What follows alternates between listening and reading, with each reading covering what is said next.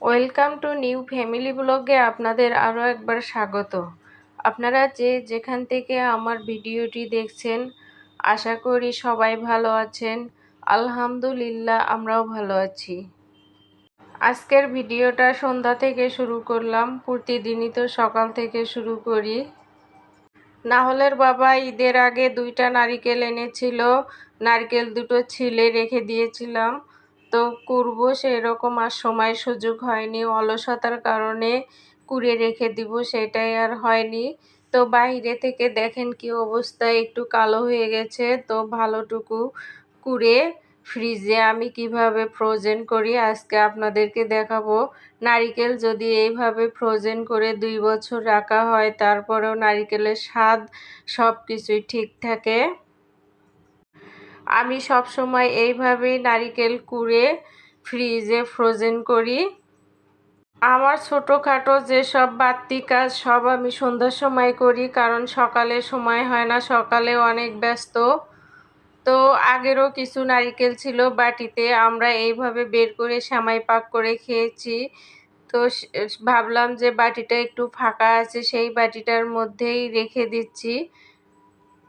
এই নারিকেল কোড়াগুলো আমি প্রায় 1 বছর হলো রেখে দিয়েছি, কিন্তু আল্লাহর রহমতে কোনো কিছুই হয়নি। যেরকম রেখে দিয়েছি ওই রকমই আছে, কোনো সমস্যা হয়নি। যখন প্রয়োজন হয় আসলে তখন হাতের কাছে পাওয়াও যায় না, আর এইভাবে যদি ফ্রোজেন করে রেখে দেওয়া যায় তাহলে সারা বছর যখন প্রয়োজন হবে তখনই বের করে কাজে লাগানো যাবে। আমরা তো সব সময় সেমাই খাই, সেমাই রান্না করে খেতে পছন্দ করি। তো সেমাইয়ের মধ্যে নারিকেল কোড়া দিলে ভালো লাগে।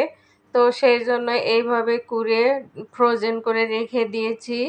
যখন যখন রান্না করি বের করে সেমাইয়ের মধ্যে দেই, পায়েস রান্না করলে পায়েসের মধ্যে দেই। তবে এরকম কোড়া ফ্রিজের মধ্যে ফ্রোজেন করে রাখলে অনেক সুবিধা হয়, শুধু বের করে যেটা খেতে ইচ্ছে করে সেটাই বানিয়ে খাওয়া যায়। যেহেতু ছোট বাচ্চা আছে, ও তো যখন তখন বায়না ধরে এটা খাবে ওটা খাবে, তো তখন ঝটপট বের করে ওকে বানিয়ে দেওয়া যায়।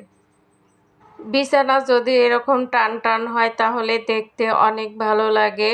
আর আমার জানালাতে আপনারা দেখতে পাচ্ছেন একটা তোয়ালি টাঙিয়ে রেখেছি।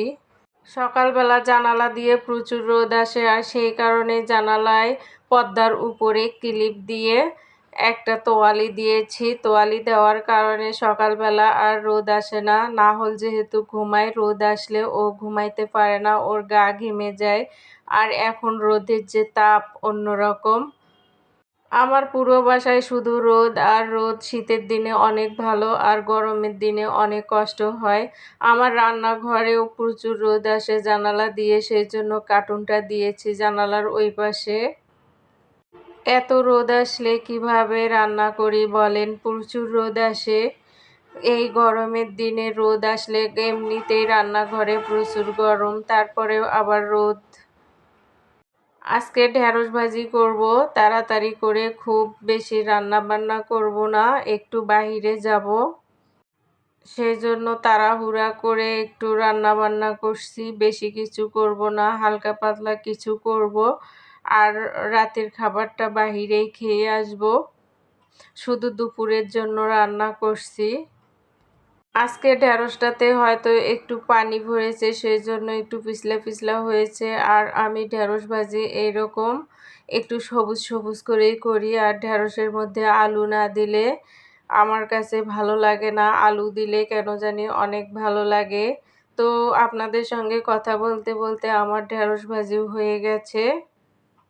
সাথে মুরগির মাংসও রান্না করেছি, তাড়াহুড়ার কারণে আসলে ভিডিও করা হয়নি। আর এইদিকে আদা ব্লেন্ডার করে নিচ্ছি, কারণ বাড়িতে যাব। নাহলের বাবা মাঝে মাঝে রান্না করে খায়, সেই জন্য আদাটা বেটে রেখে গেলে রান্না করতে সুবিধা হয়। আসলে নাহলের বাবা একা রান্না করে না, কলিগদের নিয়ে সে মাঝে মাঝে মুরগি টুরগি রান্না করে খায়। আর আমি এভাবে যদি একটু আদা রসুন বেটে রেডি করে রেখে যাই তাহলে ওদের জন্য সুবিধা হয়। আর আমরা এইদিকে দুপুরের খাওয়া দাওয়া করে চলে এসেছি নোয়াখালীর সুপার শপে। সুপার শপটা একটু আপনাদেরকে ঘুরে ঘুরে দেখাই। আসলে মার্কেটে গেলে শুধু তো ইচ্ছা করে এটা নেব ওটা নেব, শুধু কিনতেই ইচ্ছা করে। ওরা বাপ ছেলে এই তো ব্যাগ নিয়ে ঘুরছে, আমি পিছে পিছে একটু ভিডিও করছি। ভিডিওর এ পর্যন্ত যদি সাথেই থেকে থাকেন তাহলে প্লিজ একটা লাইক দিবেন। আর ভিডিওর কোনো অংশ যদি আপনাদের একটু ভালো লাগে তাহলে প্লিজ চ্যানেলটি অবশ্যই সাবস্ক্রাইব করে দিবেন। আর এই কাজটি যদি আপনি অলরেডি করে থেকে থাকেন তাহলে আপনাকে অসংখ্য অসংখ্য ধন্যবাদ। বাড়িতে যাব, বাড়ি যাওয়ার আগে একটু কেনাকাটা হালকা পাতলা করলাম, কারণ বাড়িতে গেলে তো আমরা 1 মাস 1.5 মাস অথবা এমনও হয় 2 মাস থাকি। তো সেজন্য কেনাকাটা করতে হয়। সামনে যেহেতু ঈদ, আমরা আগে চলে যাব, না হলে বাবা পরে যাবে। কারণ ছোট বাচ্চা নিয়ে তো আর এত জ্যামের মধ্যে যাওয়া যাবে না। এমনি 10 ঘন্টা জার্নি করতে হয়। আমাদের বড় মানুষের শরীরে এটা সয়ে যাবে, কিন্তু ছোট মানুষ ও তো সহ্য করতে পারবে না। আর আমি তো এসি বাসে যেতে পারি না। এসি বাসে আমার কাছে কেন জানি গন্ধ লাগে। এসি বাসে উঠলেই আমার বমি শুরু হয়, আমি বেশি অসুস্থ হয়ে যাই। আর আমরা যেহেতু মা ছেলে যাব, আমি যদি অসুস্থ হয়ে যাই তাহলে ওকে কে দেখবে? সেজন্য বাধ্য হয়ে লোকাল বাসে যেতে হবে। না হলে বাবা বলছিল যে এসি বাসে যাও। আমি বললাম না, এসি বাসে যাব না। এসি বাসে একবার গিয়েছিলাম, পুরো রাস্তা বমি করতে করতে গেছি, আমি অনেক অসুস্থ হয়ে গিয়েছিলাম। তখন আবার না হলের বাবা সাথে ছিল। তো কষ্ট হলে হোক, তারপরে লোকাল বাসে যাব। আর এগুলো নিয়েছি 3 পিস, সুতি 3 পিস। গ্রামে যে গরম, গরমের জন্য খুব হালকা পাতলা ড্রেস নিয়েছি, বেশি দামি ড্রেস নেইনি, সুতির মধ্যে নিয়েছি। গরমের সময় সুতির ড্রেসের ওপরে আর কি হতে পারে বলেন? সুতির ড্রেস পরে যতটা আরাম লাগে অন্য কোনো ড্রেস পরে এত আরাম পাওয়া যায় না। এই কারণেই সুতি 5টা ড্রেস নিয়েছি। তো এগুলো বাড়িতে গিয়ে বানিয়ে নেব।